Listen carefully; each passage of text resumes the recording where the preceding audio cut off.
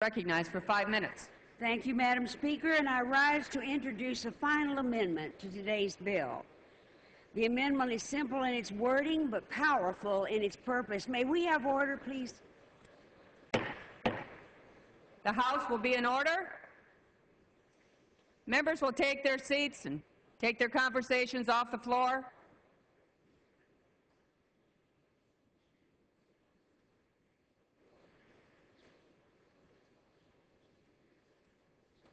Gentlelady from New York. My amendment simply states that no company that violates the Iran Sanctions Act and the Syrian Accountability Act will be allowed to profit from any oil leases in today's bill.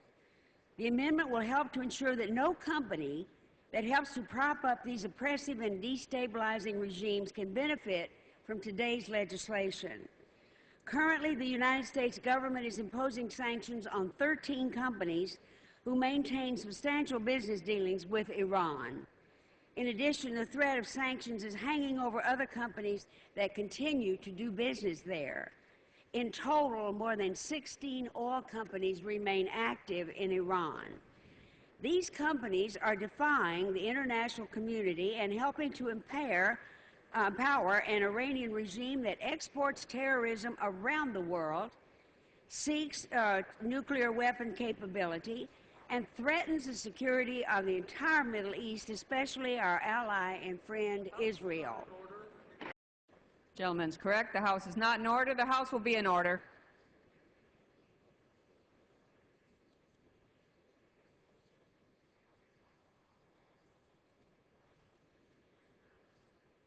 Gentlelady from New York. With the threat from Iran continuing to grow, it is vital that Congress respond with prudent and effective action. My amendment will help to isolate Iran, promote stability in the Middle East, and protect Israel. With regard to Syria, existing sanctions are already helping increase the pressure on the murderous regime of President Assad. Thanks to the sanctions, the Syrian oil production dropped by 60,000 barrels a day in 2011 as companies cut ties with the government and exit the country.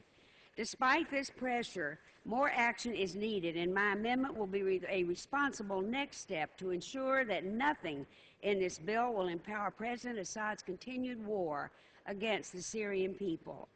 Madam Speaker, for the last 2 years, we have put the needs of special interests, especially big oil, before the needs of our country, our people, and our allies. Over the last 2 years, the majority has voted more than 140 times to benefit big oil. Today should not be another one. Instead of passing the bill to create jobs, we propose yet another bill to serve big oil interests. If we're going to move forward with such a giveaway, it is vital that they ensure that no profit derived from today's legislation goes to prop up nations who would harm our national security interests or those of our ally Israel. It's up to this Congress on both sides of this aisle. Will we sacrifice the interests of Israel and the Syrian people by passing legislation that could benefit two of the most oppressive and destabilizing regimes in the world, or are we going to stand with our friends and allies Israel and protect the people of Syria? With both the Iranian and Syrian regimes threatening our allies and thousands of innocent people in the Middle East, I believe it's high time the United States Congress moves to further protect Israel and the people of Syria. Once again, if my amendment is adopted, the House will proceed to final passage of the bill. I urge all of my colleagues to support this important amendment today, and it is an important amendment, and put our national interests before the wishes of big oil. And I yield back the balance of my time. Gentlelady from New York yields back the balance of her time. For what purposes, the gentleman?